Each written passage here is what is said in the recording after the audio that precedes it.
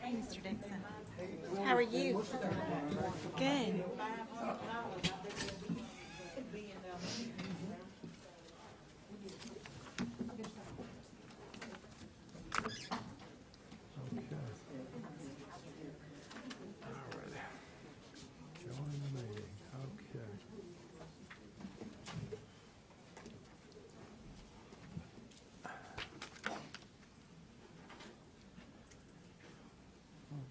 Thank you. Got everybody seated. Where's Dottie Val? Okay. Where did Dottie Val go? Oh, there she is.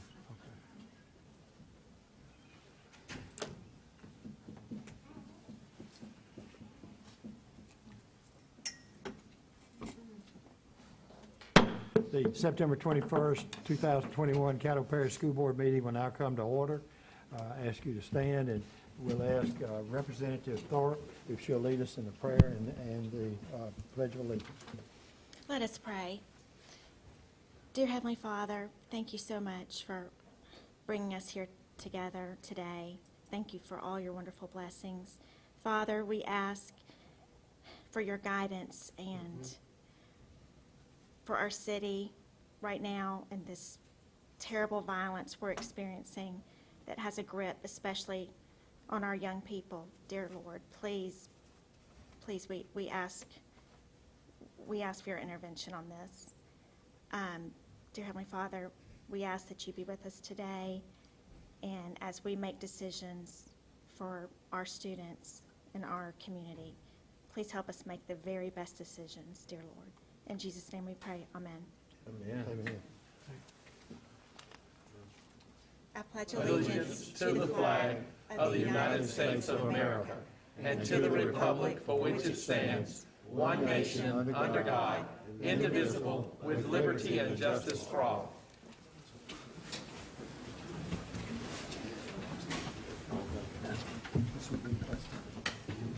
Will the board members please indicate your attendance?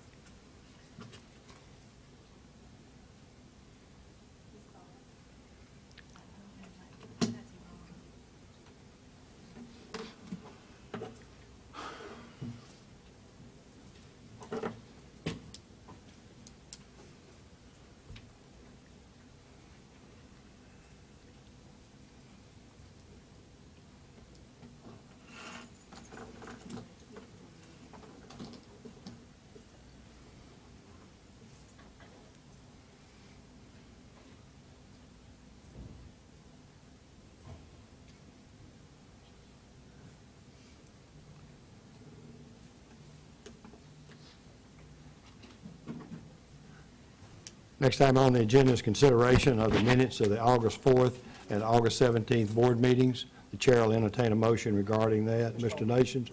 Mr. Albritton? Recognize him? I just did. Okay. Mr. Nations? If I might make a point of personal privilege before we get into any of the business, I just want to make sure that we are aware that we do have some issues going on at Southwood High School, and my intention is to, in the very near future, as in the next few days, in conjunction with the cooperation of the principal there and the administration, to organize a prayer vigil at Southwood High School in the next few days. And I just want to make that known at the outset of this meeting. Sorry to interrupt you, Mr. President, but want to get that word out there as soon as possible. So Okay. thank you for that Thank you. time. Ms. Bell? Okay, I move that we accept the minutes from August 3rd, 2021 and August 17th, 2021 of the Caddo Parish meeting. Okay. Mr. Dixon? I'll second that motion. Motion's been made and seconded for the presentation of the minutes as sent in the mail out. Would you please vote?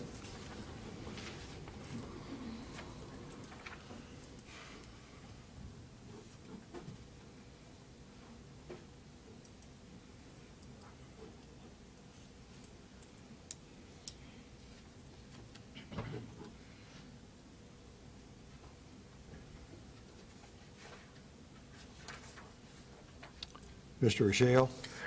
I was on there for a second. Okay, thank you. Superintendent Gorey. Thank you very much, Mr. President. At this time, I'd like to invite our Director of Communications, Ms. Charnay McDonald, with the presentations for tonight. Thank you. Thank you, Dr. Gorey, and good afternoon, board members and community. We do have a couple presentations today. We'll begin by inviting Dr. Marquis Pierre from LSU Health Shreveport. This group has fostered Caddo students for years now in the areas of science and by working within our Summer Jumpstart program. Dr. Pierre?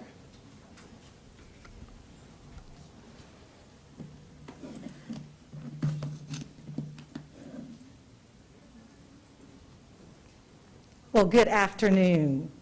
And I am so excited to be here. I want to say thank you, Chairman Albritton and Superintendent Gorey, for the opportunity to stand before you today.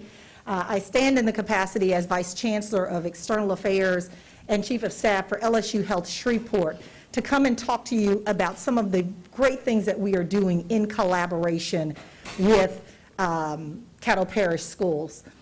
We are really excited. I invite you to look on my left and my right. You will see the poster presentations that we have here. We have some of the brightest young minds here, right here in Caddo Parish. And at LSU Health Shreveport, we have summer pipeline programs, and we have a great collaboration with Caddo Parish schools for our high school students to participate in those summer pipeline programs. Particularly, I'd like to talk about Jumpstart today, and the culmination of what we are seeing is the hard work of an 8-week program that focuses on STEM and highlights biomedical research careers and precision medicine careers and what our students are doing. Today I have with me Dr. Tony Tebow, who is my Assistant Vice Chancellor for the Office of Diversity Affairs, and I'd like to invite Tony up here to talk a little bit about the programs and to also talk to you about some of the additional exciting things that we are doing. I thought that it was important, as I was having a conversation with Dr. Gorey about some additional collaborations, to come and to talk to you and say thank you for working with us as we work to build pipeline programs to create workforce opportunities and to encourage excitement about the science profession, and we want to begin at an early age. And as we were talking about that and having this conversation, I said, you know, we were really excited about the culmination of our pipeline program that ended in July of this year, and the students really do some amazing things. When you look at, and I invite you to please take a moment to actually look at the work what the students have done on each one of these programs in working with our faculty and working with the scientists and how their ideas came to fruition. And you are going to be amazed at the great minds that we have. Dr. Tebow, if you would join me here at the microphone, and I'd like for you to just tell a little bit about the Jumpstart program and the new program that we are getting ready to present, and then I'll come right back. It shouldn't take long. Hello, everyone. How are you doing? Oh, okay. I'm diversity, so I'm always looking for some engaging conversations. You guys doing well today? Good, good. So as Dr. Pierre stated, I am Dr. Tony Tebow. I serve in the role of Assistant Vice Chancellor. We are very, very excited about the past relationship that we've already established with Caddo Parish Schools in regards to engaging school-age children here in Caddo Parish in science. I'm going to put the big shout out to Caddo Magnet Class of 1985, so I am a graduate as well and attended school here. But we are very, very excited to offer the summer pipeline programs. These are early exposure programs they're specifically designed to prepare students for careers in medicine, research, and allied health. As Dr. Pierre stated, the Jumpstart program is about an 8-week program. The dissemination or the process for it is we collaborate with all of the high schools here in Caddo Parish. That information is disseminated to every counselor, every high school counselor here. We will start doing that in the month of October. Those applications will be available from October to January. We generally accept somewhere between 25 and 35 students for the Jumpstart program, and at the end, they're offered a $2,400 stipend. And so we are trying to design programs that are going to be mutually beneficial to both Caddo Parish schools as well as LSU Health Shreveport. I'm going to move into the next program that Dr. Pierre and I are very, very excited to talk about, and it is our Simple Science program. It, too, is an early exposure program designed by LSU Health Shreveport Office of Diversity Affairs to assist principals and teachers employed in a Caddo Parish elementary school. And so the process here is on the behalf, and I think Marquis deserves some great kudos for sustaining some funding for this program. But the Office of Diversity Affairs from LSU Health Shreveport will award up to $2,800 to every elementary school here in Caddo Parish. And the stipend includes $500 to cover costs related to the school's annual science fair, and an additional $2,300 will be available to teachers who submit a proposal to the Office of Diversity Affairs for approval of a hands-on science activity program. We cannot move forward with changing what healthcare looks like here in Caddo Parish, and so we are very excited to be able to assist and offer some assistance that will motivate students to perform at their personal best. Thank you. Thank you, Dr. Tebow. And one of the things that we want to do is to ensure that as we are creating these programs and as the students are progressing through these programs, that we report back to you on the progress of these programs, because a lot of times you don't know that we have these programs that are in place and that they've been moving forward. And so today was just an opportunity that we had asked for to come back to say thank you for the collaboration. Thank you for the work that you are doing here in this community. Dr. Gorey has an amazing team that's in place, and we work very closely with other members of his team to ensure that we're providing programs that allow early exposure to those science careers that we know are the pathway in the future, especially when it comes to medicine. As we find ourselves in a global pandemic and looking at the careers that are associated with it, this is a great time to promote these types of programs and to show how we're working to begin this process at a very early age to create excitement about science and to make it fun. So thank you, and I'd be happy to answer any questions. Thank you very much. I appreciate that update and the report. Now we'll move to Well, we still have another presentation. oh, okay. coming I'm up, sorry. and then we'll go Excuse to- me, go ahead. We still have a couple presentations. Thank you, President Albritton. Next, we're getting back to our video presentations now that we're back in school. We have a nice student host to tell us about some of the highlights going on around the district since school has started back, and we'll go ahead and hit play on that.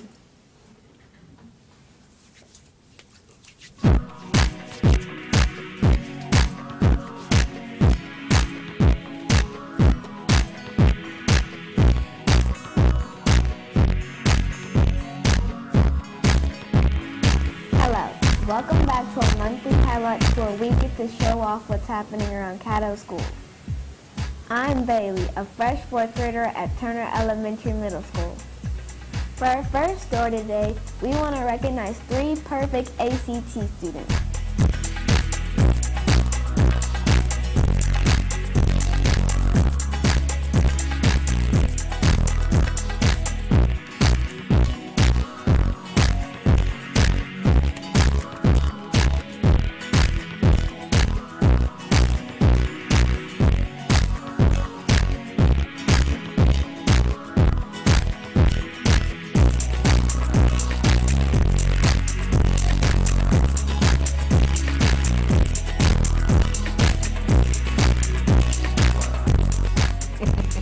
Congratulations on joining the less than 1% of the people who achieved this. Next, Caddo was able to assist our friends in South Louisiana.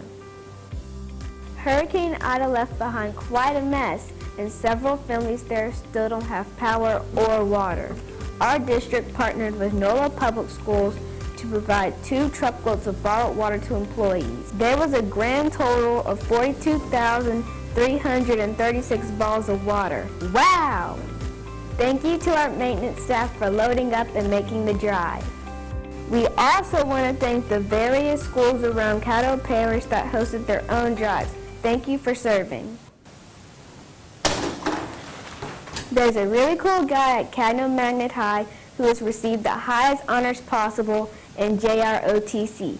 Let's hear it from Zach Bellin and one of his teachers.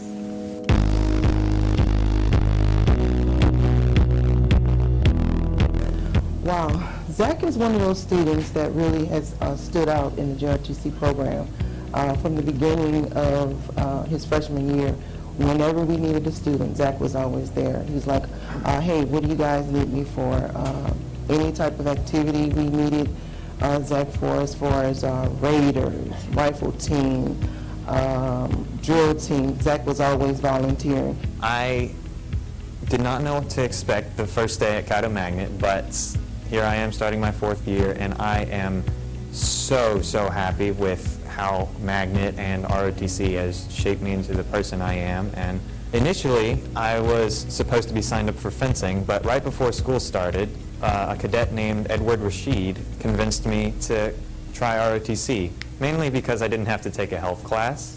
But I am so happy that I decided to stay. I'm very grateful, and I'm very happy to be among all these amazing students. We have had quite a few students like Zach, especially in the JROTC department. Zach, matter of fact, he's the Legion of Valor student. The Legion of Valor, it's awarded by the American Legion, who I am very grateful to be in touch with. I recently completed the Louisiana Boys State, which is sponsored by the American Legion. And this medal right here is the American Legion Military Excellence Award. I was standing right up there, and it was an announcement to the whole class, and I was just completely blown away. I did not know what to say. I was completely speechless. Well, last year we didn't receive it, but this year it is a very prestigious award for Caddo Magnet to receive it, and Zach. So for him to receive it in JROTC, we're very honored. I'm considering taking an Air Force ROTC scholarship in college. I'm considering joining the Air Force after college and going into aerospace engineering, and I really hope I can help continue the legacy and touch all the people around me and make the Caddo Magnet community an even better place than it already is. Congratulations, Zach, from all of us at Caddo Schools. Lastly, we've been back from summer break a whole month now, and school is going great so far. I want to end our time together by showing some fun photos of other Caddo students on their first day of the school year. I'm Bailey Webb reporting from Turner's Arcade. See you back here next time. Bye.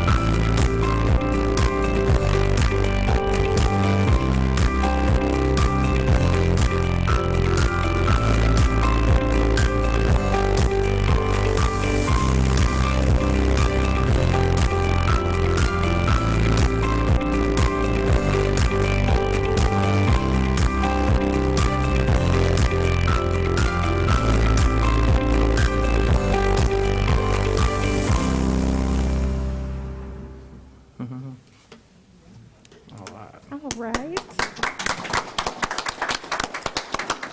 So in that video, we mentioned a few ways that the district and our schools have come together to assist Hurricane Ida evacuees. And within those efforts, we also worked with United Way of Northwest Louisiana, who drummed up support from the community to collect donations for local evacuees. These supplies were temporarily organized and stored at Arthur Circle. Our partnership with United Way goes beyond disaster response. As you know, the nonprofit also helps provide volunteer opportunities for our students and collect school supplies through their annual Fill the Bus campaign. This year, they were able to collect supplies that were divided amongst all 20 schools in the Achievement Zone. They did this by asking for donations outside of Walmart and also used partners from Chase Bank and Red River Federal Credit Union locations to also collect supplies.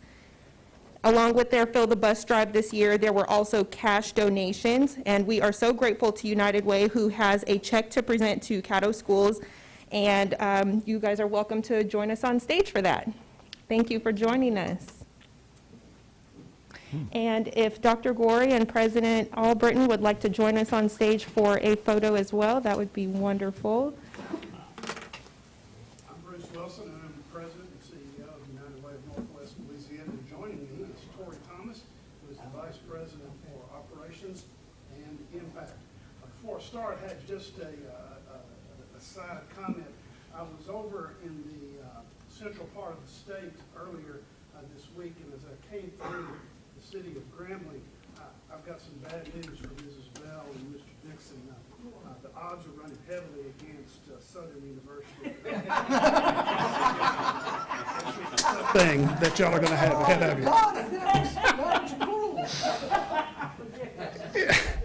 you. It is our pleasure to work alongside and help support Caddo Parish Schools. So proud of the job that the faculty, the administration do with the schools. Of course, I have to say our hearts are very, very heavy over the last week. Please be assured of mine and the agency's prayers and thoughts as y'all continue to work through that. Couple things before we actually present the check. Coming up is going to be our campaign kickoff. It's going to be at Lee Hedges Stadium on October the 2nd. That's a Saturday, but we're going to have fun and games. We have a 9-hole golf course that we carry around with us that we'll have set up there, and that will be fun. There'll be a prep rally. That'll be a time that you pick up your campaign packets, sign up for the day of service, and interact with our program staff and the people from Shreve Memorial Library. The Huntington High School drumline is going to be there. And I'm very excited about that, and we're going to have a good time. We did hold the Fill the Bus drive, but before we talk about the results of that, I'm going to ask Ms. Thomas if she will talk about a new initiative that we are doing with the Caddo Parish Schools. And I promise I won't take up a lot of time. I see Dr. Gorey checking his watch over there. Before I get started, I just have to say, Green Oaks class of '95, Caddo made, Caddo proud. So I watched that video, and that young man said he won the Legion of Valor. I was like, I won the Legion of Valor. So I feel like talking about this program is very important because Caddo teachers poured so much into me to be able to say that we are going to partner with Caddo schools to create an employee crisis assistance fund, which will help teachers in times of crisis, is the thing that we should be called to do. So this fund will, first, we're working with Charnay and Mary to create the fund. It is designed to help employees cope with unexpected hardships that have placed undue financial burdens on them. And as y'all know, for United Way, that is our primary mission. We want to make sure that people who have financial hardships don't fall off the financial cliff. And so allowing United Way to manage this fund for Caddo will allow for flexibility in how the funds are being used. And because of our ongoing partnerships, we are not going to charge a fee to manage the fund. So I look forward to announcing more details about it coming up soon. So I just want to let y'all know that we are working on that. All right, thank you. I'd like to call up Ms. Renee Ellis right now, please. One of the things that I think are exciting is that the transformation zone is no longer known as the transformation zone. It is the achievement zone, and that is worthy of great, great celebration. So we stood out in the heat, and we collected not only school supplies, but we collected money. Now, the money we collected, $600, I have here a real check. Dr. Gorey, you got to make sure you get this, as well as the big check we're going to make a photo presentation of. That is going to go to provide headsets for the children in the achievement zone, and I think that is a worthy use of that money, and I couldn't be prouder. Miss Ellis is one of the greatest cheerleaders and advocates, both for the Caddo Parish Schools that I know, but also for United Way. So, Dr. Gorey, if you'll come forward. Tori, you want to help me? And Renee, would you come be part of this? Oh, here. That's the real thank you. Stand right here. There we go. All right, here we go. And she's going to be right out of this. Here we go. 1, 2. One more.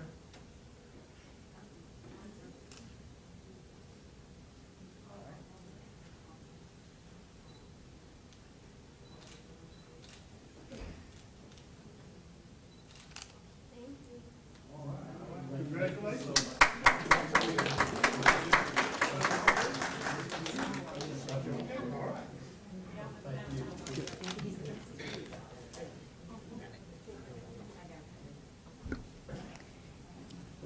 All right, that will conclude our presentations and recognitions for the day. Thank you so much. Thank you very much, Ms. McDonald. We'll now go into public hearing. This is a public hearing as it relates to the Discipline Review Committee's recommendation for replacement of policy JCDA, Student Behavior Policies, with policy JD Discipline, JDD Suspension, JDE Expulsion, JCD Student Conduct, and revisions to policy JCDAB, Student Alcohol and Drug Usage. JCDAC, Dangerous Weapons, Elementary Progressive Discipline Deposition Grid, and Middle and High School Progressive Discipline Deposition Grid. Thank you.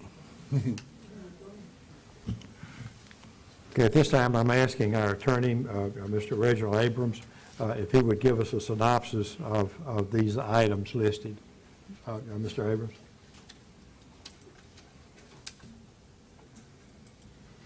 Thank you, Mr. President. Board members, these changes were the result of Act 473 of the Louisiana Legislature from 2021. The main part of the act basically indicates that schools shall endeavor to prioritize classroom and school-based interventions in lieu of out-of-school disciplinary removals to address student misconduct in order to minimize the loss of academic instructional time. That's a mouthful. The intent behind it is to not just have students removed, suspended, or expelled for any infraction. Caddo has always had a progressive discipline policy, so that really did not necessarily apply to Caddo Parish. But it is statewide now that the law requires that you consider what the activity is and not just put kids out of school just because of a minor infraction. So that's what the legislature intended. Caddo Parish has a progressive discipline policy already.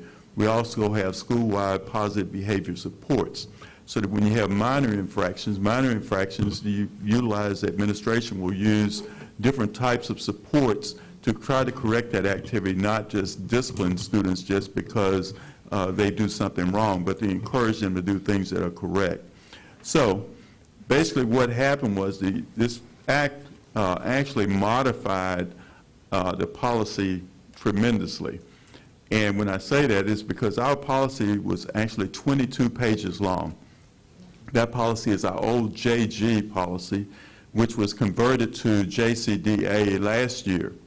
And because of all the changes in the way it was written, Forethought, who actually writes some of the policies, writes the policies for us and for some of the other districts, suggested that Caddo Parish actually modify and not use the JCDA policy that we have, and then convert it and actually use their policies, which is JD, student conduct, JDD, suspension, and JDE, which covers expulsion.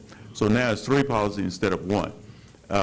We modified that, and what happened is that the Discipline Review Committee, which is made up of 16 individuals that are voted on by their peers, actually met on 3 occasions, and a couple of those occasions were 4 hours each, to go over all of these policies and the changes and make sure that we were doing things correctly, and reviewed all of those changes and made the recommendation that you see for these policies. We did include in our policy the special education policies, which was not in Forethought. We added that to it also. Our grid, as you look at our grids, the grids that we use for suspension and expulsion are actually for serious offenses. These are not things that occur that are minor offenses. And so our grid already is progressive. We looked at every single offense that's located inside of the grid and had the committee review whether or not it should be a suspension on the first time, or whether or not it should be 3 days or up to 1 day, or should it be in-school suspension or not, or after-school detention. So everyone went through this to see, based on what's in the grid, as to whether or not it was appropriate. And within those, it also included some recommendations that there be counseling and that they meet with parents. So this committee went through a whole lot to come up with the recommendations for the board. Now, like I said, it didn't have to go through and reinvent the wheel because Caddo already had a good policy, but we wanted to make sure that we were working with what it said. Endeavor to prioritize classroom and school-based interventions in lieu of out-of-school disciplinary removal. So keep the students in the classroom, not out of school. That was the main goal, was to do that. So the committee believes that it has done that. As you would see the changes in our policy, additions were placed in bold or underlined. You had strike-throughs that actually show the changes. In the grid, they are highlighted in yellow. Those changes are in there. And there one significant change is that in JCDAC, firearm actually has a definition under state law. That was in the statute itself to define what a firearm is. The definition means any pistol, revolver, rifle, shotgun, machine gun, submachine gun, black powder weapon, or assault rifle that is designed to fire or is capable of firing fixed cartridge ammunition, or from which a shot or projectile is discharged by an explosive. In those situations, it's very specific in our statute under 17.416 that is 4 full semesters if a student has a firearm on campus. There's no discretion in that. Of course, after some time, if they go through counseling, then the school board can, with recommendation of the superintendent, allow them to come back sooner than that if they go through and get help. The other distinction is that dangerous weapon, we already had a definition of dangerous weapon. We all know a firearm is a dangerous weapon, but a dangerous weapon could be lots of other things. A knife, it also could be scissors, depending on how you use it, a pipe or a baseball bat, depending on how we use it. And those could be subject to expulsion also, but it is not a mandatory expulsion term. That's something that you based on the actual offense itself as to what it will be.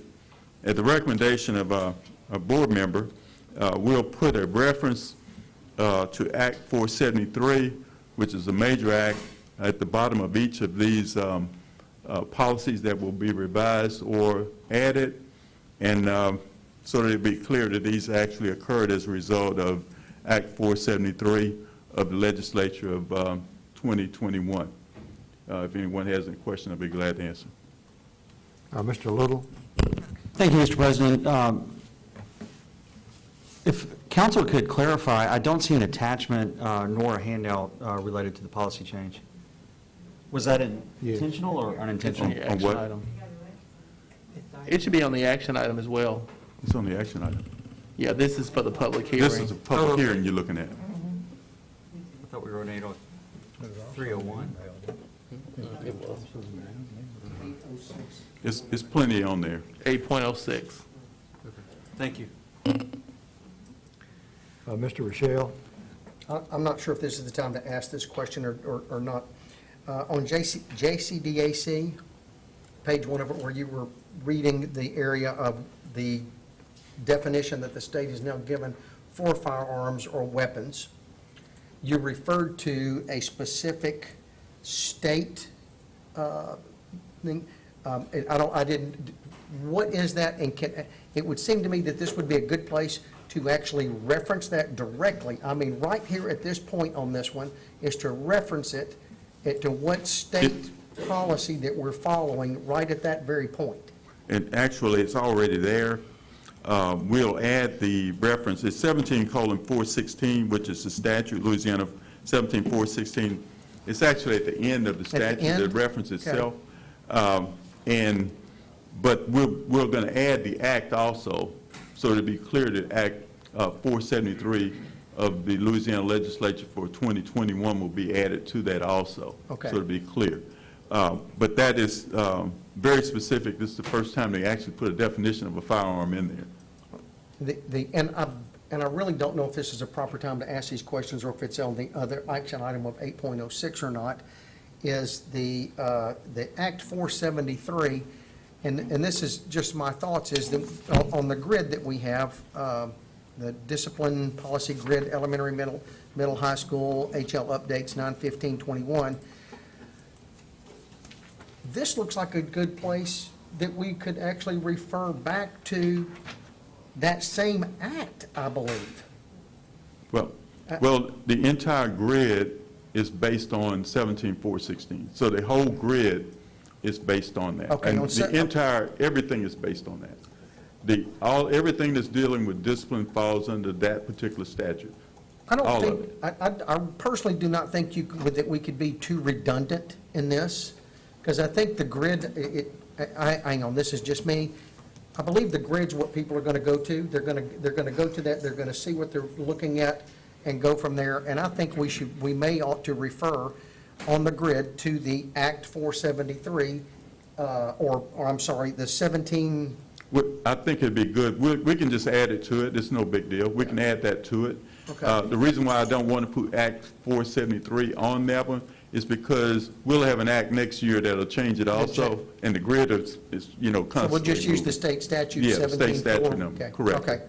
I think I don't think we can be too redundant.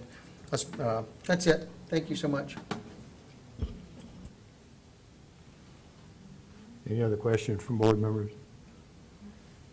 We now move to the visitor section. I asked. Sorry? You call for the public hearing, ask if there are anyone who wants to speak on the public hearing. Oh, okay, so we need to keep that separate, is that what you're Yes. saying? Okay. Now that we've heard the report on the public hearing, is there anyone in the audience that wants to speak on the disciplinary policy? Ms. Glover.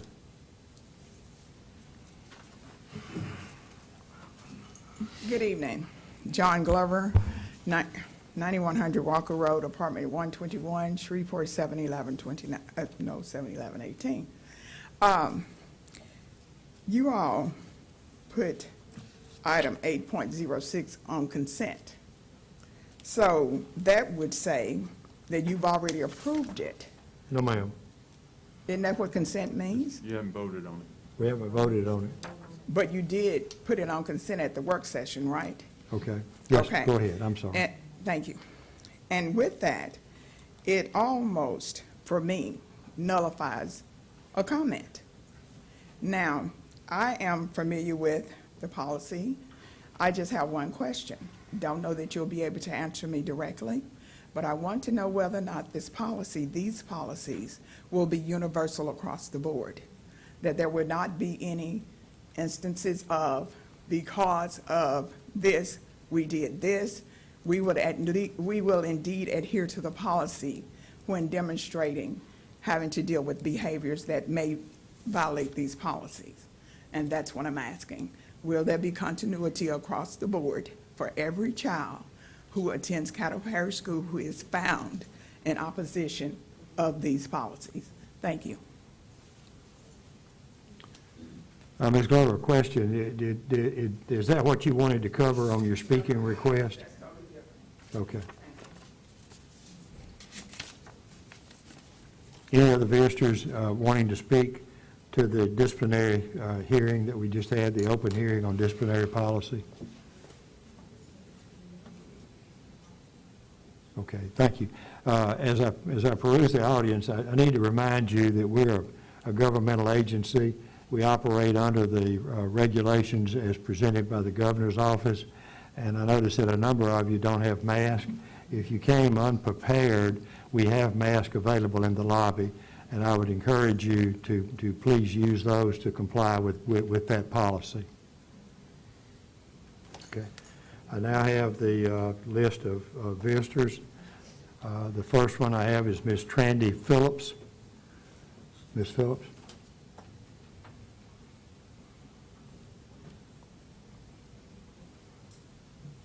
Hi, my name is Trandy Phillips. I am daughter of the late Everett Michael Phillips. I have children in 2nd and 4th grade at Walnut Hill, Miss Bell. I was engrafted into the tribe of Judah because of the blood sacrifice of Jesus Christ through my confession that God Almighty came to earth in flesh, and I have been sealed with His Holy Spirit by the evidence of speaking in heaven's languages. Caddo Parish Schools, thank you for your service. Thank you for taking time to think about really heavy things. Thank you for being careful. And thank you for just thinking about our children whenever you write out policies and procedures and programs. And I came here, it's my first time in all honesty, not really knowing what I was going to do or how I was going to say, but I felt led by the Lord, and so I came in and I prayed, and I said, Lord, have mercy on us. We have made decisions without asking you what we should do, and so please, God, visit us, visit Dr. Gorey, and make it clear what you want for your children. Amen. So I'll be brief, I promise. In regards to the mask mandate for children with special needs and exemption requests, I'm asking for them to be allowed their exemptions, the principals and teachers of the schools to honor the exemptions that have been submitted or will be submitted. And Dr. Gorey, please revisit your words in the Caddo Smart Start 2.0 and consider with guidance from God Himself about making decisions about social, emotional, and academic development for the students who are being forced to wear masks. Thank you. She needs to give her address. As a reminder, the Caddo Parish School Board welcomes your input and comments during the visitor section. When your name is called, please step up to the microphone, give your name and address, and make your remarks to the entire board. Please limit your comments to no more than 3 minutes. The clocks on the monitors and screens will help you be aware of your time. When the time runs out, your time is up. It is the board's policy not to respond individually to members of the audience. When appropriate, the board may refer concerns to the staff to be addressed. As this is a public meeting, we ask you to refrain from referring to the personnel by name or incident. In accordance with the school board policy, derogatory statements about or directed to a school board member, any employee, or any other person should not be allowed. Thank you. Okay. Ms. Phillips, I did not get your, we didn't get your address, please. Maybe I'm just an honest person, so I didn't have it in front of me. Trandy Phillips, 8313 Still Meadow Drive, Shreveport, Louisiana, 71129. Thank you. Okay. Next, I have Katie McLean.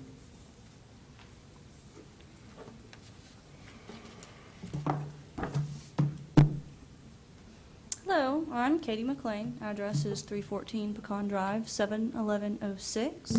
I have 3 children, 2 of which are in Caddo Parish Public Schools. My degree is in civil engineering, and I'm actually a civil service worker myself.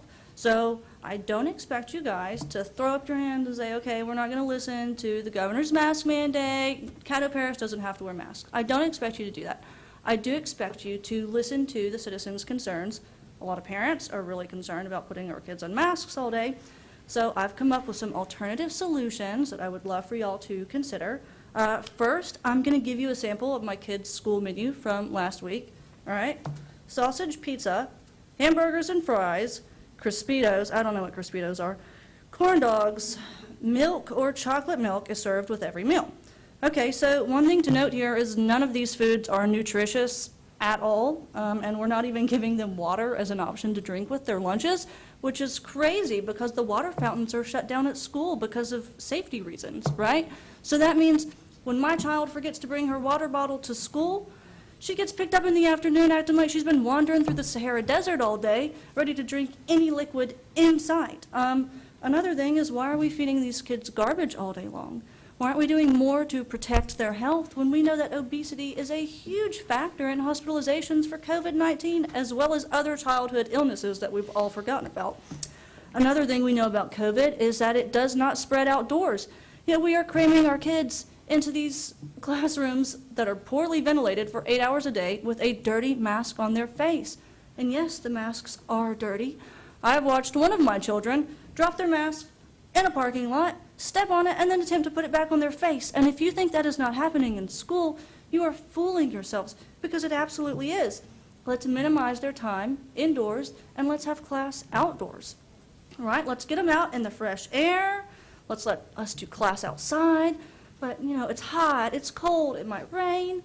These are all serious concerns that we'd have to consider. But it is 2021. We have solutions for these things. Let's build some covered pavilions. Let's install some fans, some heaters. Louisiana Public Schools have recently been awarded $4 billion to combat COVID-19. Hey, let's use that. Let's put it to good use and get our kids outside. Let's get them some healthy meals to eat throughout the day. I'm not a dietitian, but I'm happy to reach out to some local dietitians and see if we can find someone. I am a civil engineer. I'm married to a wonderful carpenter. We have a lot of contacts in the construction industry, and we would be happy to put together a team that can come up with these outdoor learning facilities to keep our kids healthy. If this is a matter of public health, then let's keep it about health. Thank you.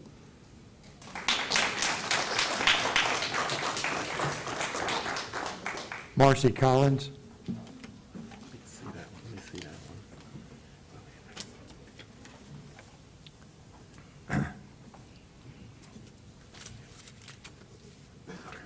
To the President and Board, I am Marcy Collins, 9314 Briarcrest Street, Shreveport, Louisiana, 71106.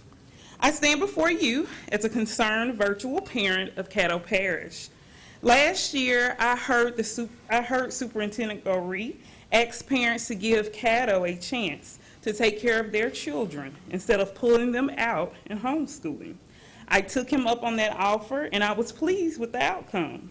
However, I must say, I do not feel the same today. Today, I am rather frustrated and stressed due to the lack of thought put forth by Caddo Parish School Board when developing the virtual program for this year. With as much respect as needed, the virtual program provided for our children this year is truly a joke that is not funny. Our children started off with busy work in Canvas for the first 2 weeks and started their true programs 2 weeks later. Everything I have learned about the program, I hustled to find. Nothing has been straightforward with the program. Elementary virtual learning is set up almost like learning online for college students. And I should know, since I am a full-time college professor that teaches online classes currently. The difference is that elementary students are required to have a learning guide with them during each live session and as they work in the covert curriculum assignments.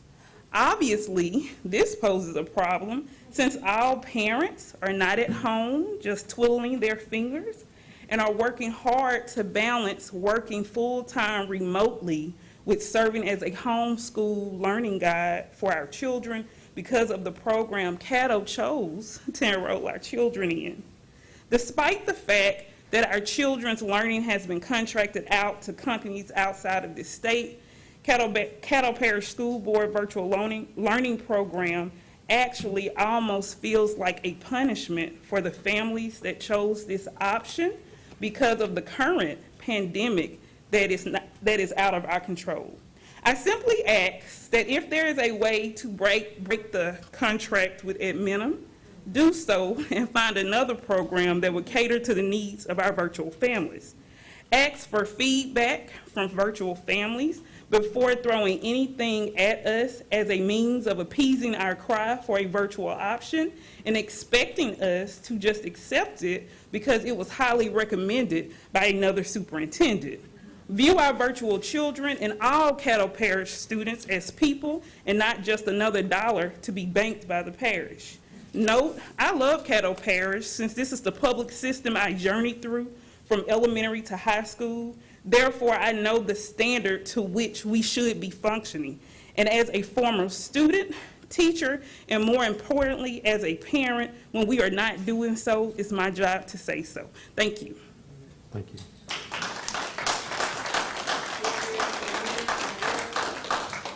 Brandy Pooh.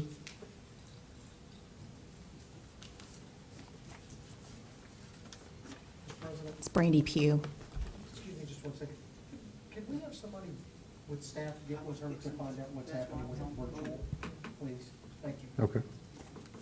Thank you and good afternoon. My name is Brandy Pugh. I live at 10700 Ellerby Road, Shreveport, Louisiana, 71106. I am sure you're all aware that the governor allowed exclusions to his mandate that he placed in August. Section C of that mandate has allowed for 6-foot distancing more than required for our kids. I'm trying to understand why we are not focused on giving our kids more comfort in school rather than wearing their mask 8 hours a day. I have twins that go to Eden Gardens and they're in kindergarten. Then I have a Uri Drive middle school student who's in 8th grade. They wear their mask all day. The only time they receive a break is during lunch, which is about 20 to 25 minutes. You can accommodate a lot of angry parents right now by making small changes to the classrooms. I understand that we are low on teachers, but there were plenty laid off in the past because schools are closed, so I'm sure we could find more and space these children out more. Give them a break if they want a break. The mandate also allows exemptions for children with a medical condition. You are not allowing children who have disabilities and special accommodations to be exempt and without their mask. You are going against American with Disabilities Act. We have a lot of children with IEP 504 plans that are being denied exemptions for their mask. These are serious conditions. These violate the federal law. School districts must provide a reasonable accommodation to students with disabilities who have a medical condition, mental health condition or disability that limits or prevents them from wearing a mask. Federal laws, including Title II of the American with Disabilities Act and Section 504 of the Rehabilitation Act, require schools to provide reasonable accommodations. COVID immunity will not save you from these lawsuits if you do not accommodate these kids with IEP 504s. I can tell you that the lawsuits are coming. Our group personally, Louisiana Parents for Liberty, are actively finding lawyers for these parents, and they have been in contact. You are wondering why so many children are leaving the public schools. It's because of this. You will continue to lose kids because parents are fed up with the blanket orders for our kids to be in masks. I also want you to be aware of other instances where children are being denied a mask exemption with a doctor's excuse. Dr. White has been given all the authority for these children, and their doctors are being denied these. She is calling these doctors and denying their exemption for these children. We have a child who went to Donnybrook Middle School who is now homeschooled. They've had to pull this child out. The principal would not allow this child on the grounds without a mask. This child had a medical exemption from his doctor. Another child at Fairfield Magnet Elementary had a medical exemption written by their pediatrician because of severe ADHD.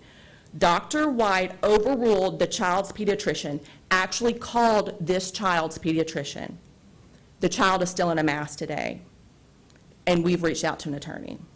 You will continue to see me, unfortunately, because I have children in kindergarten, and so I'll be here and around here for the next 12 years, 13 years. I want the best for our kids, for everyone in the community. I grew up here. I went away to Houston for 8 years, but I'm back. Y'all do an amazing job, but let's think critically about this mask mandate. Give parents the choice. And above all, let's start recognizing and enforcing state and federal laws to protect our disabled children. Thank you.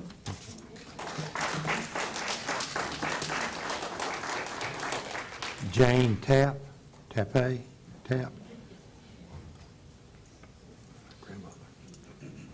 Before we get started, weren't those smiling faces on the videos awesome? All those beautiful smiles. Too bad that's not real life, because they have to cover them up with this. Hi again. My name's Jane Tappy, 4380 Acorn Circle, Shreveport, Louisiana, 71107. We were told earlier, don't call any of you out by name. I won't. You'll know if the shoe fits, okay? This concerns the positions on the Caddo Parish School Board, this is where I left off last time, and the fact that we feel that you have not shown your first and most important job to be the care of our children. Some of you have showed this clearly in a simple 2-question survey. I'm not going to waste my time on that again. I will go directly to your jobs in and as the Caddo Parish School Board. Each of the 12 of you know your elected position is up in December 2022. You were all elected in your districts. You were elected to serve the children and the taxpayers. I will again politely and humbly remind you, if you do not speak for all of us as our representatives, which you have clearly shown with a simple 2-question questionnaire, then we can and we will vote you out when that time comes. If you feel like you cannot uphold your duty to stand for our children, there's a section in your policy manual. It's called resignation. Paragraph 1 in the resignation paragraph states, a member of the Caddo Parish School Board may resign by submitting a letter of resignation to the Louisiana Secretary of State. A resignation shall be in writing, shall be dated, may specify a prospective date on which the resignation is to be effective, and shall be signed and duly acknowledged by him or her before an officer authorized to administer oaths. The policy manual also states in the unexpired term fulfillment paragraph, vacancies in the membership of the Caddo Parish School Board caused by death, resignation, or otherwise shall be filled within 20 days by the remaining members of the board and by appointment of a qualified person for this unexpired term. If the board does not fill the vacancy within the allotted time, the governor shall appoint. This next part actually applies right now if you resign right now.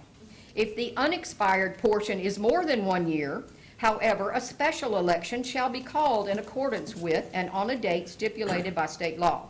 If a special election is called, the appointed member shall serve until a successor is elected and has taken the oath. Multiple vacancies shall be filled according to state statutory provisions. So, just letting you know, you have an out. If you can't fulfill your obligations and your oath and put serving our children first, then step down. But if you are bold enough to do your job, then do it. You may be scared yourselves to stand out and step up. Do it anyway. We're asking you, we're begging you, do what is right for our children. Stand up. We're not asking you to say you don't have to wear, everybody is not allowed to wear a mask. We're asking that you stand with us to say it clearly. Mask options are up to the parent. That is all. Also, I would like to Your time is up. Also, I would Your like time to is enter up. all of this into the record, and I am leaving you copies of everything to be added to that record, including a transcript of this and my last time here. Thank you very much. Thank you for being so quick to rush to me right after my 3 minutes. We appreciate you. You have a good evening.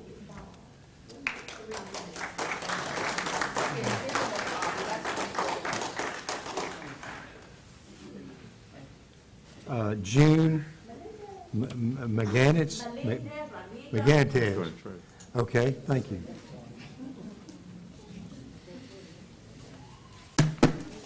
Hello, my name is June Allison Cooley Melendez Benson. You need your address, please, ma'am. 804 Regmar Drive in Shreveport, Louisiana. And Mr. Terrence is not available today. But anyway, I have my notes. Usually, I like to start my day with a prayer, and it goes like, Father God, I come to you humbly, and if my humbleness isn't where you need me to be, then break me down and continue to build me up each time I come before you, my Lord and Savior. That speaks volume, which means to me that things happen. If I didn't see it somebody else's way, I'm asking God, hey, make it available, I can see what is going on. And not to point at people, but I understand what they are speaking on. I understand why I get the 3 minutes is because we're speaking on the same thing, but usually by your guidelines, it says I really get 5 minutes if it was something totally different, which is okay because it'll hold her up when she gets ready to speak. Anyway, how would it say? No, there is a wheel, different types of wheels. It's been invented. We know if you use it, helps things roll. A wheel is a wheel is a wheel. Virtual has been around for 26 years. In other words, those that know how to utilize a computer, it's called copy and paste.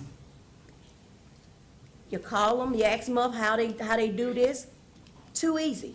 It's already available, it's already there. Virtual also, because my son used to be in virtual last year, K-12.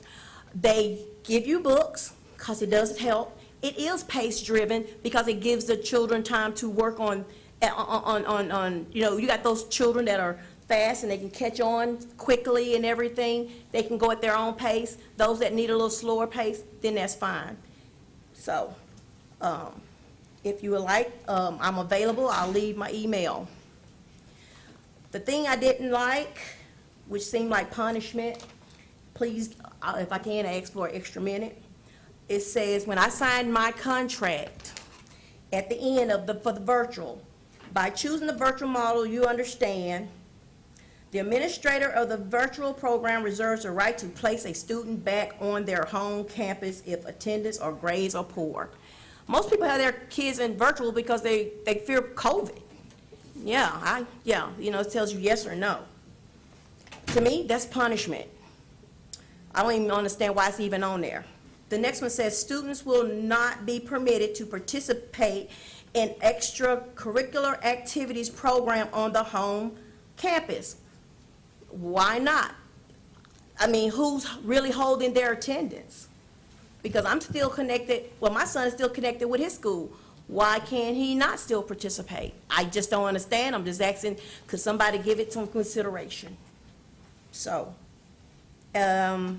basically K-12 encouraged that when I was on it, and it wasn't with Caddo, but it's with the state, they said that, hey, if you can still hang with your school, if they let them, let him. Excuse me, please, ma'am, but you're going over the time. Okay. And we really know the policies, okay? Okay, so If it's the we appreciate you policy, yeah. bringing it to our attention. Thank you very much. Okay, and I'll just tell you that I didn't like it. That I don't think we should understand. I have got to it. say that. I mean, it just don't make sense. If you know Okay. policy, then why should I have to read it? Okay. Excuse me, but anyway, everybody have a blessed day. God has the last say so. Thank you. Kimberly Jones.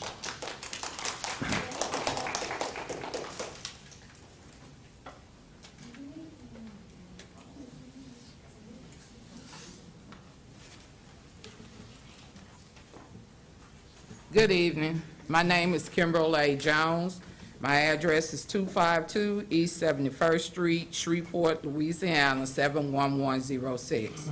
I'm a representative from the Cedar Grove Affirms Real Effort, the CARE Neighborhood Association, and I'm also a product of not only the Caddo Parish school system, but also the magnet programs.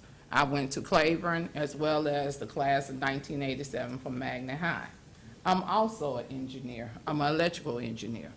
And the reason I'm bringing this up is because my issue and what I had put up in the subject matter on there was thugs and gangsters. I feel like it's a crying shame that our sheriff was able to say that and put that in the website concerning our children. And I need for you all to stand up for our children. They are children. Just because you start one way doesn't mean you're going to end that way. I am a product of Cedar Grove. I am back in Cedar Grove. And like this young lady said, you will be seeing me often. My thing is that, just like Bossier Parish, why doesn't Caddo have the students going back to their neighborhood schools? I am a product of the magnet school, but I feel like I would exceed wherever I went. Maybe that would help with the issues that we have going on, because the children would know each other, they going to school, it would help you all with buses, you wouldn't have to worry about the long car lines, people can't get out of their driveways. Only thing we ask is that all schools have the same opportunities and the same resources. That's why Bossier is an A school district. If what goes on in the magnet school should go on in any other school. We pay our taxes just like everybody else, and we expect the same thing. So you all need to really consider that. Break up the magnet schools, because all honestly, it's a private school on public funding. So give our children the same opportunity no matter where they are. And don't call them gangsters and thugs. You don't know what's going on in that child's life. Don't look at trying to arrest them. Understand what's going on. It's a holistic thing.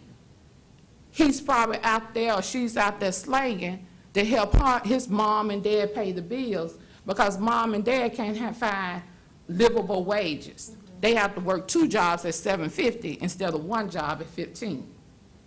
So my thing is, as a member of the Cedar Grove Neighborhood Association, those are our children.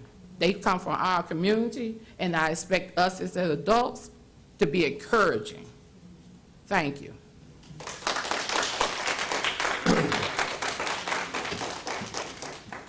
Omari Hossain.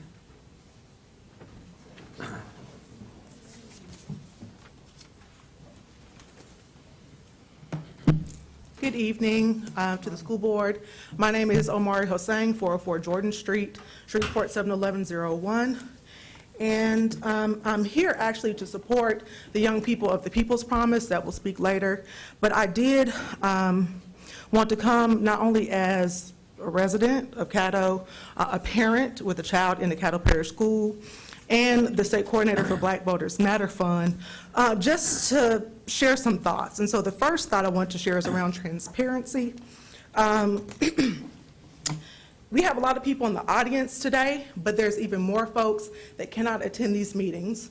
And the Caddo Parish School Board does have the UVerse streaming platform, but very few people utilize it. This is one of the only entities that does not utilize social media as an option to allow greater community participation.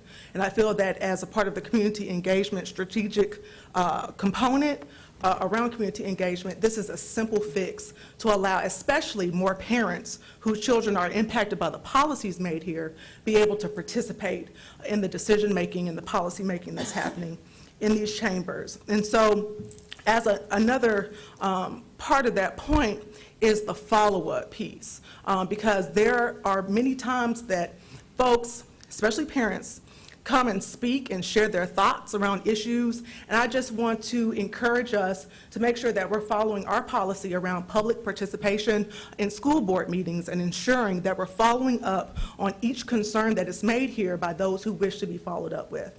And so my next piece is around discipline. This is a huge issue. People, again, on social media and all over the community are talking about the issues that are happening in our schools with young people fighting. And so I am very relieved that the discipline policy is being talked about, especially the broadening of the language to allow educators to be able to discipline in the way that they see fit. But it is not policy that changes things, it is people. And so again, I encourage us to encompass, to bring in the community in developing solutions, whether it's in these chambers or it's out in the community, talking to more parents and recognizing, as someone alluded to earlier, that our children are the product of their environments, but it is what happens within the school chamber that ultimately enables young people to be an impact on their environment. So it's a two-way street. And so I know I'm running out of time, as I always do. The mental health piece, I know that we're considering mental health agencies. I do want us to add an evaluation when it comes to the issues that are happening in our schools. How are the mental health agencies performing when it comes to working and counseling with these young people as the policy requires? And lastly, I understand that on this agenda, we are going to consider reapportionment and redistricting vendors. Redistricting is here. It started officially in Louisiana September 17th. The maps that our vendors determine, they matter. Segregation happens when bad maps are made, and Louisiana has never made a non-racist map. So I do want us to be weary of making sure that what's happening in Iberia Parish, what's happening in St. Landry Parish, what's happening in Lafayette, where they sued the demographer that they brought on and contracted with for essentially cutting out black communities from equal representation, that we make sure that the folks that we decide to work with and to pay are fair, equitable, and we realize that though this process only happens every 10 years, the decisions that are made have a generation's worth of impact. Thank you.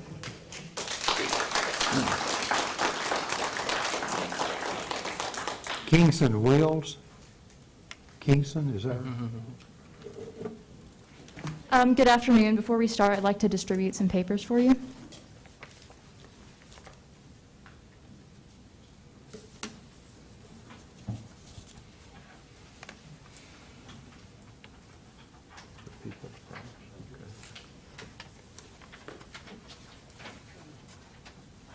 I was going to wait till the end of this meeting.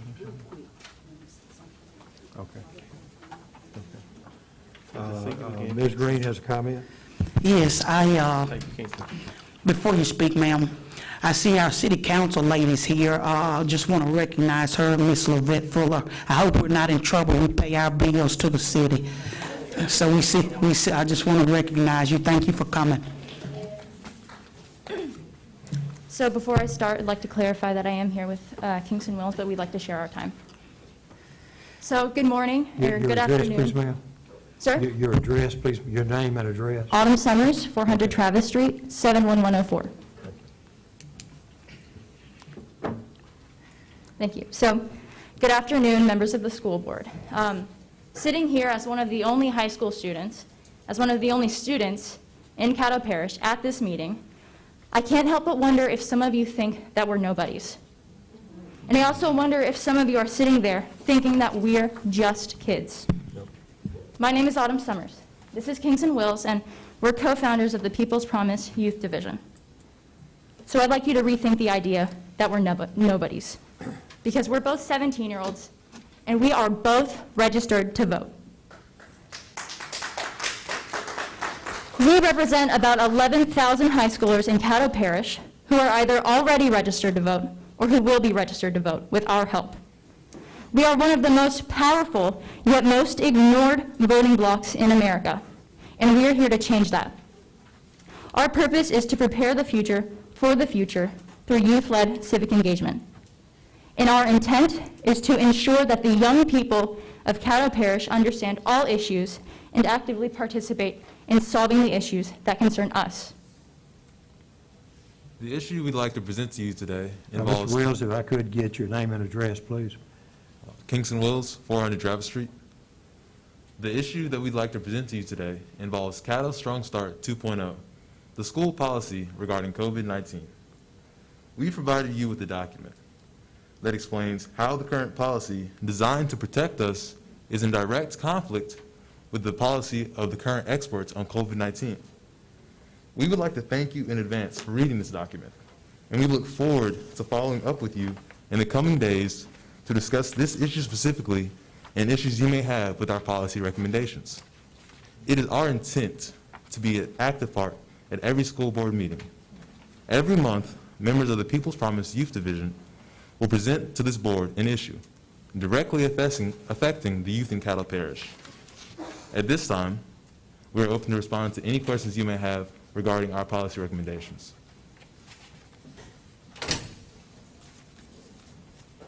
And before we leave, I'd like to thank you all, and I look forward to seeing all of you again every month. Thank you. Thank you.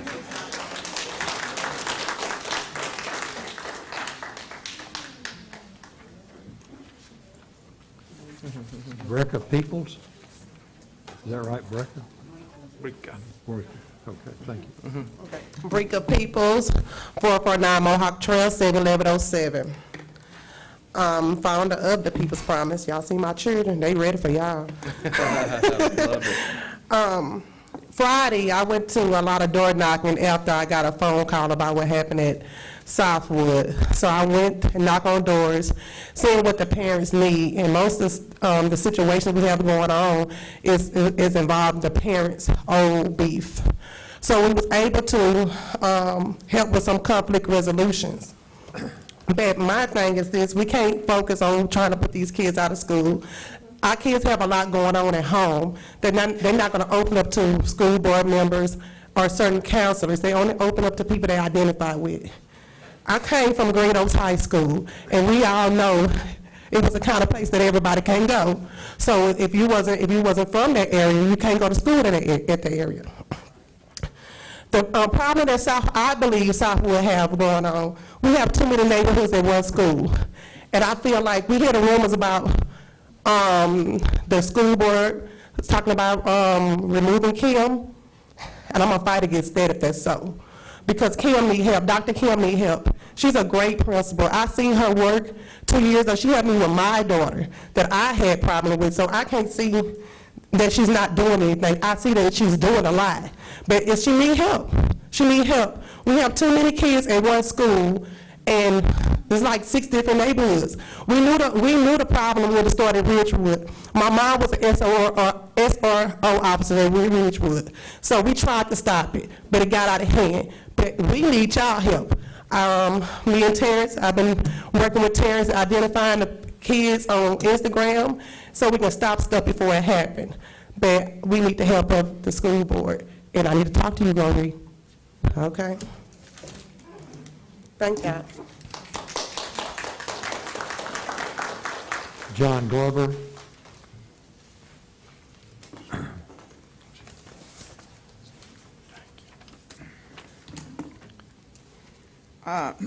Do I need to say my name again and the address again? Okay. John Glover, 9100 Walker Road, apartment 121, Shreveport, Louisiana, 71118. I received in the mail from the Caddo Parish School Board a document which I had voiced an interest in getting a copy of. The document dealt with the vision, mission, and equity statements that were presented back on September the 8th in a work session. I looked at each statement individually and collectively, and I am amazed at the language of what is presented. When you read, developing the whole child academically and socially in collaboration with families and communities, vision statement, then you say students will become lifelong learners equipped with skills, knowledge, and attitude to succeed as positive and responsible citizens. Mission. Then the equity statement. It says, provide each child with equitable opportunities to reach his, her full potential. Then it dawned on me, for how many years have I talked about resources being unequal? We have 30-plus DNF schools still. COVID has only given us an excuse to prolong this situation. But in the interim of COVID, our children are still falling further and further behind. Now, Caddo was awarded how many millions of dollars? Of which some of those dollars, a pretty majority of those dollars should have gone into the schools to equip classrooms whereby students didn't have to wear a mask 8 hours a day. You all have plexiglass. I know they make screens that you can put around each section. You don't know how much they cost, but you got millions of dollars, you ought to be able to figure it out. But at the end of the day, the situation will not change until the mindsets change. Now, you all have a great responsibility, and I will never negate that. But at the same time, your responsibility is to every child that attends Caddo Parish schools, some 37,000 children. And though all may not face disadvantaging because of resources, the masses do. And with that said, the song will continue to be sung. The lyrics will not change until you all decide, with evidence, with data, that the lyrics will change. Thank you. Kimberly Jones. Okay.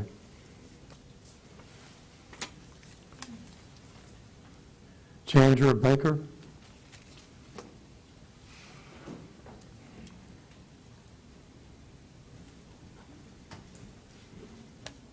Good evening. My name is Chandra L. Baker.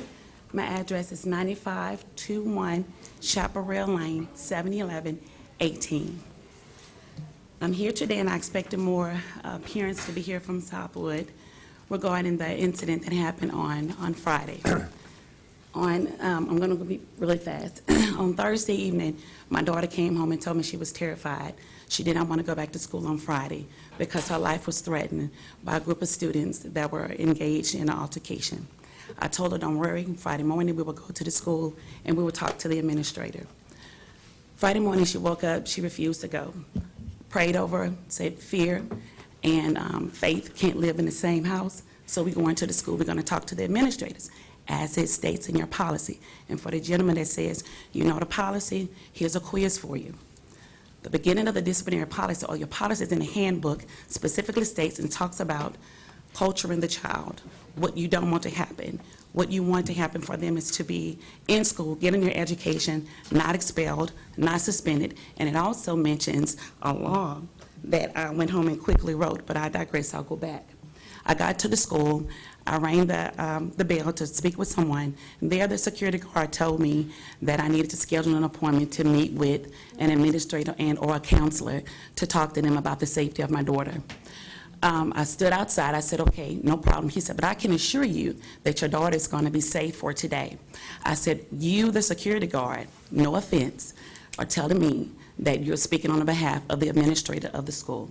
His answer to me was yes. This is what I'm told to tell all of the parents that are coming to the school requesting time to speak to her. I called the counselor, I left her a message, her name was Ms. Murphy, and told her I'm standing outside, I'm not going to leave until I see someone. The security guard said, we're going to walk your daughter to class, and within 10 minutes later, I hear they're fighting again. I go to the door, I'm banging, and there I see my daughter engaged into a physical altercation, which she has never been disciplined, never gotten in any trouble at school. And the security guard, well, once they're fighting, I'm beating on the door. Because number one, my daughter came home and said she was fearful to return to school because of threats made on their life. Later on, let me just say this, because my time is running short and you guys should be ashamed of yourself for only giving us 3 minutes. I went home after they suspended my daughter pending a school expulsion, and I read your policy, and I pull up your law, and it is despicable. Because I want to tell you something, the school did not follow their own policy. I investigated every child that was involved, on the opposing side, that was involved in that incident. I was able, within hours, to get text messages, Instagram feed, postings, and everything to prove that these girls were targeted on Friday. My daughter was standing on the wall waiting for the security officer to take her to her classroom. The young lady yelled out, "Get my daughter." And in fight or flight mode, she responded. And right now, she has a cast on her arm because she feared her life was in danger as she tried to tell the principal, the officers that were there on Thursday tending to the fight with the boys. And then in the midst of me taking all of those statements, sworn statements, it's a document. I got official sworn statements from these students, pulled their Instagram posts, pulled the posts from the parents that was glorifying in the act. And I sent that document along with, and it's an official document because I used the professionalism of my job where I was the union president of Overton Brooks VA Medical Center, and I was able to do a fact-finding investigation within a couple of hours and get statements and submit it to Dr. Pendleton. She phoned me on Saturday, and thank you for allowing me to go over. She phoned me on Saturday evening, and she said to me, "Ms. Baker, I do apologize. You're right. We did not follow the policy because the policy states you're supposed to investigate first, and then you're supposed to take action. I want to let you know that no one from that school questioned not a child that day. The rule was, the communication was, send them home, expel them all. I was in fact beating on the door. My hand is still swollen because of that, because I was in flight or fight mode because I saw my daughter fighting for her life. And instead of the sheriff coming out to say, hey, calm down, let's talk about it, the sheriff, the RSO officer comes out and shoved me all the way back and say, you're being disruptive. I said, sir, I'm here because I'm concerned for my daughter's life. I didn't respond. I didn't react. But I said, why did you push me? I could have responded and reacted, and it could have escalated to something different. But I did not. He said again, ma'am, back, you're being disruptive. I began to cry because again, I never gave him a reason to touch me. He said, who is your daughter? I said her name. He was sorrowful when I told him who she was because he said, she's never involved in anything, never in any trouble. I'm surprised this has happened. Allow me, please, to go and investigate. When he came back, he took me. He was sorrowful. He kept apologizing for touching me. But that's what I'm here to speak about. The officers in the school have a duty to react, not investigate first. So he reacted and assaulted me, a parent that was there to do what your policy states, which is get involved, and I did. I was not hostile. If you go back and review those cameras that are on the school premises, you can see I was not one of those parents that was out there that were hostile, that were angry, because they were coming in by the droves on Friday, trying to remove their child. But let me just say this, because I see you looking at your watches and your time. I'm insulted. I am. I'm embarrassed. My daughter was humiliated. And now she has a record because the school did not follow the policy. When, and you don't have to answer this, as the man said earlier, when did the school board give Caddo Sheriff's Department full autonomy to just citate without investigations? When did we allow them to be the big brother of disciplinary actions? They are not. You guys have a section in your policy that I read thoroughly that no one followed, and I am insulted for her. I was told by the principal, which I do support, because I see that it's a bigger problem, that she was going to rescind all of that because, Ms. Baker, you know what? We did not follow the policy. But my child is suffering because she's at home, suspended, pending a school expulsion because they did not protect her when she told them on Thursday that she feared for her life. So you guys got some soul searching to do. And you need to get it together and get it together quick.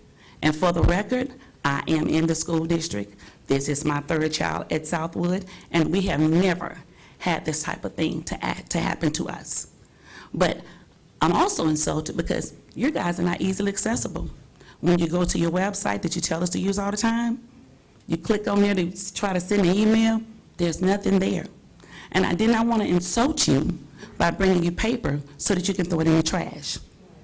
But it was sent to one of you on the panel, and if you would like to reach out to me for further specific details, I have that for you. Thank you for allowing me to go over. God bless you all, and you have a good night. Thank you.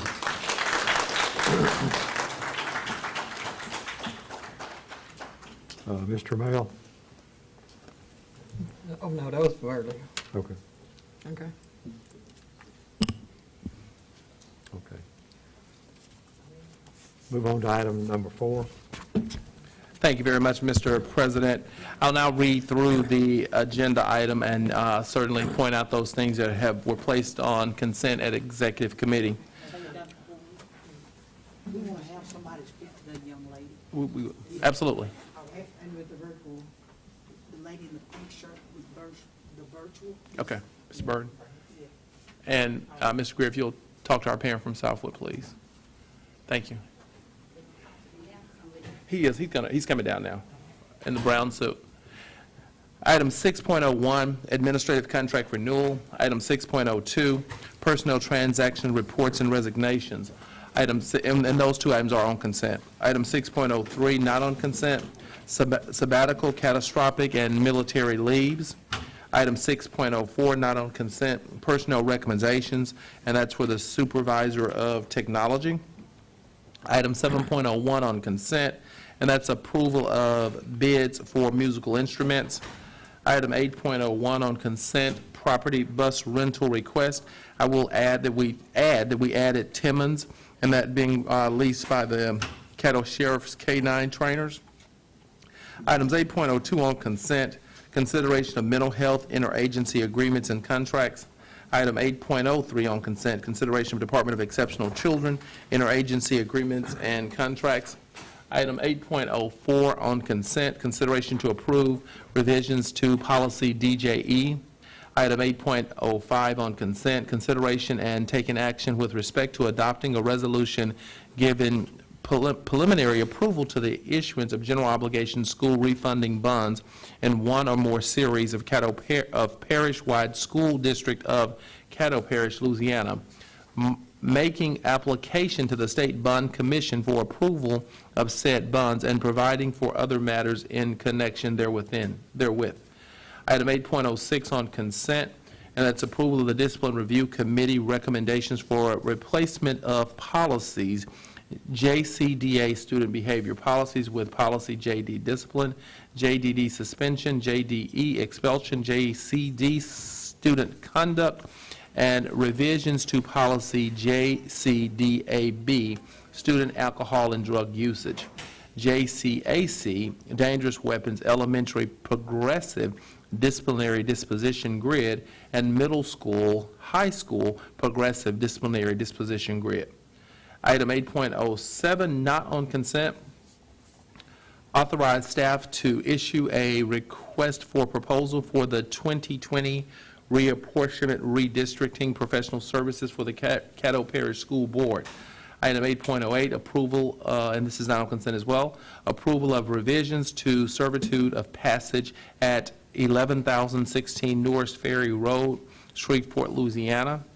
Item 13.01, student readmissions appeals, hearings on consent for parents, and those are all in agreement. Item 13.02, also on consent, legal update, Taylor Hall, individuals, and on behalf of her minor daughter, Marcy Sims versus Caddo Parish School Board, civil action number 626018B, claim number 7029335, as well as claim number 709. Thank you, Mr. President. Thank you. Looking at a review of the items to be considered on consent, 6.01, administrative contract renewals, 6.02, personnel transaction reports, 6.03, not on consent. Is there any discussion or questions? No, that Okay, go on consent? Yes. Okay. 6.04, any questions or discussion? Consent? No, it can go on consent as well. That's what I say, it's on consent, okay. 7.01, approval of the bid for musical instruments, consent. Property, 8.01, property bus rental request on consent. 8.02 on consent. 8.03 on consent. 8.04 on consent. 8.05 consent. 8.06 consent, but there was some discussion earlier about referencing the legislative identification information. I guess that'll be added based on the attorney's comments. Okay. 8.07, should that be on consent? Okay. We want to hold that one. 8.08, approval of revisions to servitude of passage at 11016 Norris Ferry. Consent. Okay. And then 13.01, 13.02 consent. So on the consent,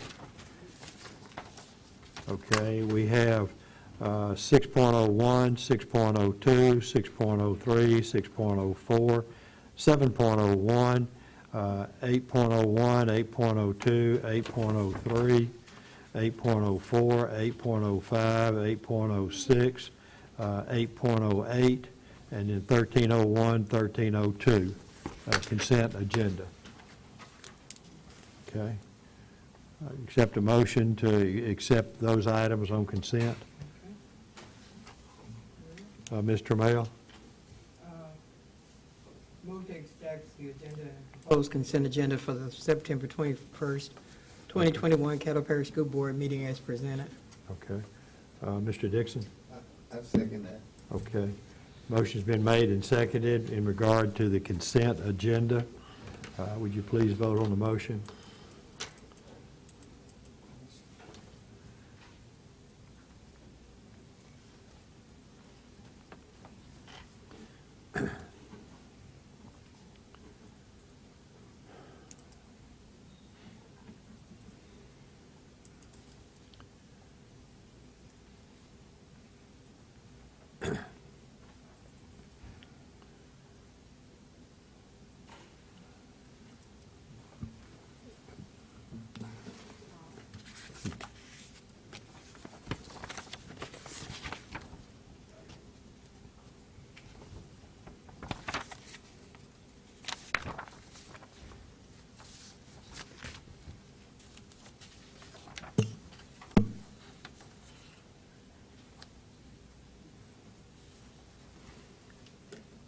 You good, Darla?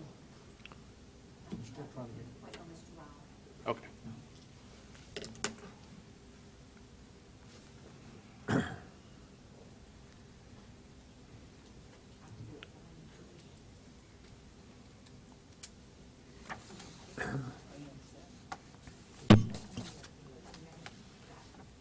Okay.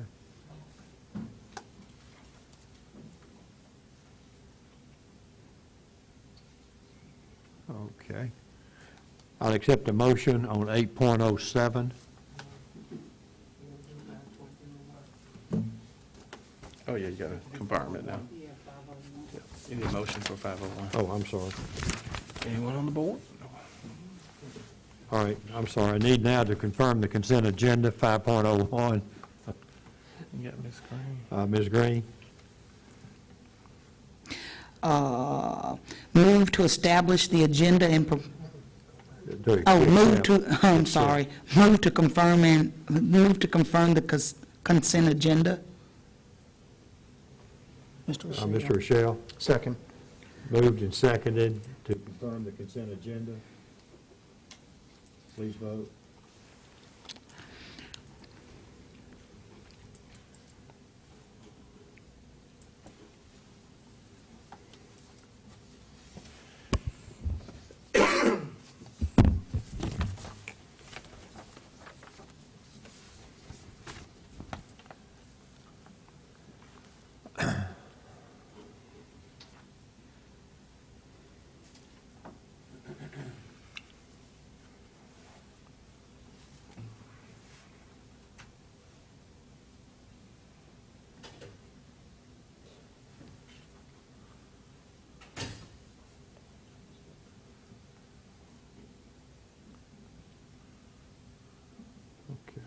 got to vote.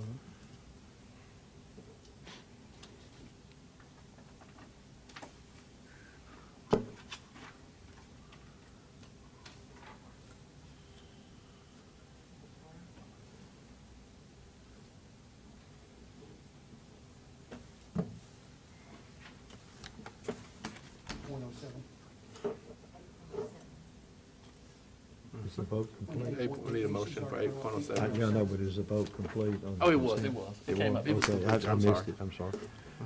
Mr. Ryle? This is on 8.07. 8.07. Move to authorize staff to issue a request for proposals for 2020 reapportionment, redistricting, professional services for the Caddo Parish School Board. Okay. Mr. Rochelle? Second. Okay. Second. Second by Mr. Rochelle. Mr. Ryle, do you wish to speak to it? Yes, I have a question. Hang with me just a minute. Okay, sir, go Okay, ahead. thank you. I have a question. Have we gotten the population figures for each of the districts currently from the census? You won't. Okay, now this is the reason I'm asking. The Bossier Parish Police Jury received all their figures 2-3 weeks ago. Each jury member has a update on what their population is on the district, how much has changed and everything. They have hired someone already to gather that data for them. Okay. That's what we're trying to do. I got you. Okay, they'll gather that data for us. Okay, that's the only thing I had. Thanks. Okay. Mr. Rochelle? Thank you, Mr. President.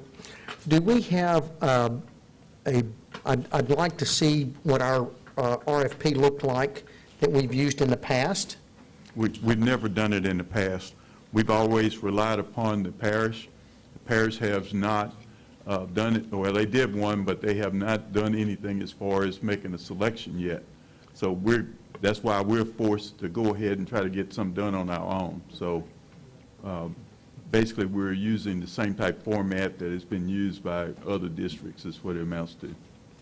Okay, and I guess whenever we get that proposal, I'd like to receive a copy of it, because I'd like to see how the wording of it. The goal is going to be try to get it out as soon as tomorrow.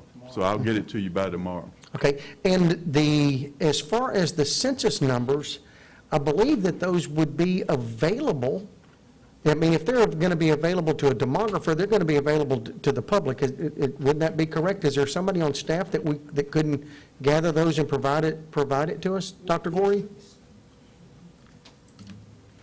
What we can do is provide you with the staffing data. I think what Mr. Riles was describing was a comparative analysis as to how the district numbers have changed within a district, whether that's an increase or a decrease. But yes, we can give you just the general numbers as to how the population came in this time.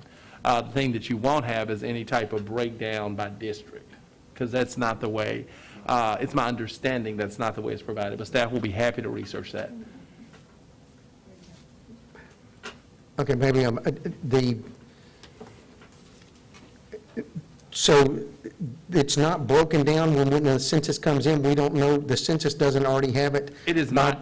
It's broken down by zip codes, is my understanding, which would not be by specific districts. But again, staff will be happy to research that and see what we can find, or see if there's a way, because LSUS is the holder of all of the census information. So if you write down exactly kind of how you'd like to see it, we'll be happy to try and pull that for the board members. I'd love for somebody to do that work for me, and I'd like to know who to talk to with a link to get to at LSU also. It'd be nice to have that. Okay, thank you. Okay, Mr. Mayo? I was interested in the numbers by district, so we'll wait and see how this works when we get the numbers that you're pulling together. Ms. Green? I too had that same concern, but however, how broad are we going with this, sending out this RFP? Are we going specifically to people as far as Arkansas, Mississippi? How broad are we doing this? Right, I will let Mr. Abrams speak to that, but it's my understanding that it is an open RFP that It's anyone an open RFP. It'll be advertised, and I'm sure it'll be sent out to people who normally do this, but I would have to get with it's going through purchasing department, but it will be certainly broad for anyone to do it to. that has qualifications. The board will get that information back, and then we'll vote on the demographer that's selected. The goal is to try to get it back as soon as possible, I think, because we're going to be running a time crunch to try to get this done. So we need to get, on it as soon as possible. Right, you've got a few school boards working on this same thing already down south. Right. And some of them wanted the demographers in specific areas, that kind of are familiar, not too far off somewhere. Right. But, I was wondering how we were going about this. But thank you. Okay. Anyone else? We'll now take a vote on the motion to direct staff. Get back and read it here.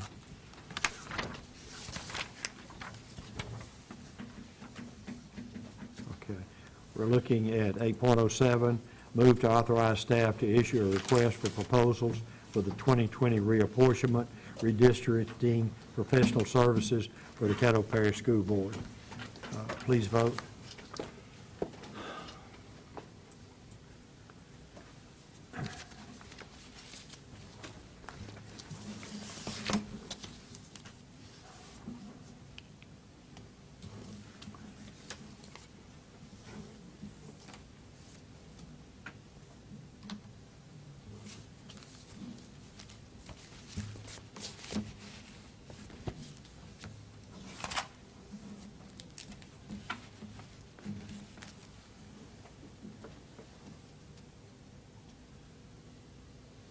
So we're ready. It's up there. Oh. Motion passes. Okay. Motion passes. Move down now to 12.01 for board member announcements and requests. I'd like to make an announcement. You had received an agenda or schedule for committee meetings for our meeting, first meeting in October. I have asked Mr. Little, as chairman of the audit committee, if he would move his meeting to the second board meeting in October, and he agreed to do that. So you'll get an updated agenda or for the times for the other two committee meetings. Thank you. Mr. Rochelle? Thank you, Mr. President. I just would like to thank Dr. Gorey and Mr. Nations, just through discussions over the past week with Southwood. I think most of us up here are people of faith, and when people ask me to pray for them, I don't tell them I'll do it later. I do it with them right then.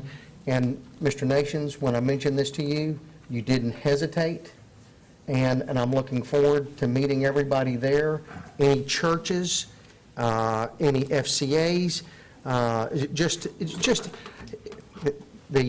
can't say it enough. Our prayers are shields of faith to our children. And it works. And I just want to tell you thank you for doing that, and I will be there. Ms. Green? Yeah, good deal. Make sure y'all let me know when that prayer visual is as well. I want to thank those young kids for coming out, saying they'll be at the school board meeting. I started out just like you did at 18. I came to every school board meeting for about 4 years until they elected me on. One thing, we used to have these intergovernmental meetings, and I know COVID might have stopped it, but we're going to everything else we want to go to. So we need to come together, all three entities again, to come up with how we're going to stop this violence with the city, with the schools, and the parish can do whatever they want to do, especially assist us with any kind of funds that they have. Because prayer, I believe in prayer, but I also believe in action. So I'm ready to be boots on the ground. I think we've had enough discussions. I'm ready to see, and it's not just Southwood. You know what I mean? It's probably a school in all of our districts. And I want us to put forth an effort because it's what you guys said in the press conference. You know, they bring this stuff to the school from the neighborhood to the school. Some kind of way we need to stop all this, and I'm ready to see boots on the ground with it, and we need to get to marching. Thank you. Mr. Mail? I missed, Mr. President, saying happy birthday to Dr. Goree. He's a whole 50 now. And, Quarter piece of baby. well, a whole 50 cent, whatever you want. Two quarters. But, no, really, listening to the young lady, Chandra, discuss the incidents with her daughter, Dr. Goree, I think that we need to look at this carefully and get as much information as we can so that we can follow up and try to get in front of some of the things that we hear, because everything that we hear, we know it's not the way that it is until you investigate and you find out. But I think in some investigations, we need to investigate and try to resolve it before children be put in situations like this. Because I promise you, Doc, I know that we have to learn to turn the other cheek, but if the cheek is hit at the right place, you know, you might respond. So, I mean, that's true. You laughing there, but you understand what I'm saying. The policy So- requires that we go through a full investigation. Okay. And so that everything will come out. You've got the chief disciplinary officer sitting in the back there. I know he heard all of this. Yes, yeah. And so the he'll chief be is right there, reviewing he all of heard it this, all. so, all right. Okay, and Dr. Goree, I do have something I'm going to bring you, because I know when you're older, there's things that help you, and rub and stuff like that. So Okay. I hate that I missed but it was my first vacation, y'all, in 8 years, so I was just so happy to be away. But God bless you. Thank you. Okay. Ms. Bell? Okay, I have two things to do, but one thing I need to, Dr. Goree, and I'm glad the chief attendance is here. I think we need to look at that policy again of people, of addresses and children going into the same, and then, you know, the right district. I've been on this board a long time, and we need to look at that policy, see and how strong we are in making sure that children are in the right district. So I think we need to, in fact, I'm asking that policy come to us and we as a board look at it and see that, okay? That's the first thing. And the last thing is that we know we have a board member that's going to be getting married soon. He's going to be getting married real soon. And there's no way, Mr. Nation, that we're going to let you go on your honeymoon and all without thinking about us. So when you get ready, there's a card from us to let you know to come on back now, okay? You and your wife both, and for you to enjoy yourself, and this is from all of us to say congratulations. Oh, my goodness. Thank you very much. I'll let Mr. Dixon speak, and I'll make some comments. You really don't have to think about it. Can I yield to him so he can go on? Yeah. I'll yield to him. Thank you, sir, I appreciate that. Well, this is quite a surprise. That's been very gracious of the board members to do this. I'll open it later, but I'm looking forward to this new chapter in my life, and so I appreciate your support and your encouragement.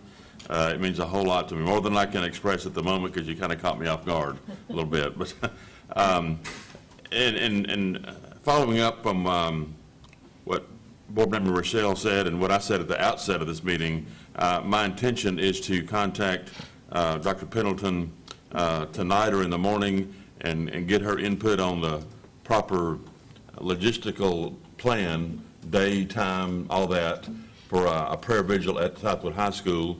And I think it would be remiss if we didn't pray for all our schools. We just happen to want to do it there because of the activities of late there.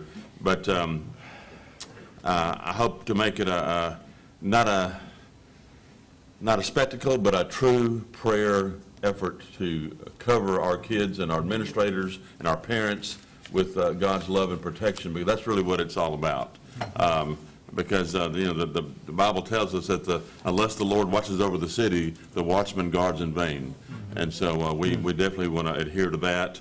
And I want to congratulate our young people for speaking today.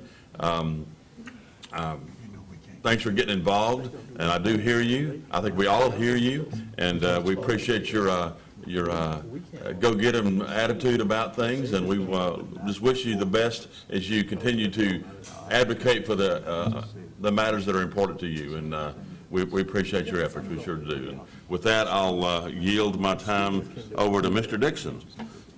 Mr. President. Let me talk to you in a minute. Okay. Good evening. I too want to echo, I guess, the sentiments of several that have acknowledged and were congratulatory, if you will, to these young people.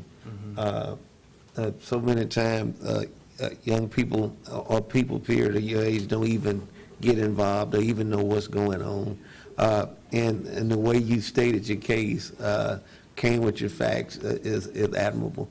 I want you to know that not only do we hear you, but I can speak for me. I see you, and I want to let you know that I'm accessible. You can talk to me about anything. I'm going to read what you presented to us and govern myself accordingly. But I also want to say that listening to the public comments today, there are a whole lot of things that we really need to take under some serious consideration. I've shared with Dr. Goree, and so I can say this publicly, that I've had some people call me about the virtual situation. And I think if we have it as an option, it needs to be a viable option. And I'm saying this as a proponent of having kids in seats because of what they lost. But if we're going to offer it, we want to make sure that they're getting the best quality education at home. As the attorney, I'll let them finish. Yeah, let them, looks like. Okay. Thank you. So, be that as it may, I hope that in the days to come that we look at some of the things that were expressed to us today and give some true alternatives and some true corrections to what's wrong. And we appreciate always hearing from the public. Thank you. Mr. Mail? Oh, I just wanted to let Mr. Nations know, Mr. Nations, what goes on in Vegas. Stays in Vegas. What goes on in Vegas. Okay. But no, really, I wanted you to know that on Sunday, our church, we went on the campus at Southwood and prayed. And after we left, another congregation came on. And they said after they left, another one came. So know that prayer is being extended towards that school and all the schools. As a matter of fact, we passed by several schools to do prayer, and we do it often. So we'll keep that in mind as we pray. Dr. Goree? Right, I certainly do want to take this opportunity to just congratulate and thank Kingston and Autumn and Ms. Peoples as well for bringing student voice into the room. As an educator, student voice has always been important, so I see you too. And I will say even more importantly than that, I think if you look around this horseshoe, and I don't say this with any level of disrespect, because remember they just told me I'm 50 and old, we really have to be prepared to usher in that next generation of leaders, and I do believe that's a space that this city is going to have to be specific about. So I do commend you, Ms. Peoples, for having the student voice as a part of your work. And we do see you, we hear you. We may not always agree and may not always be able to change things, but the important part is you need to have a voice in because there will be times when we will change things. So thank you for keeping the People's Promise alive. And thank you, Dr. Goree. Mr. Mail?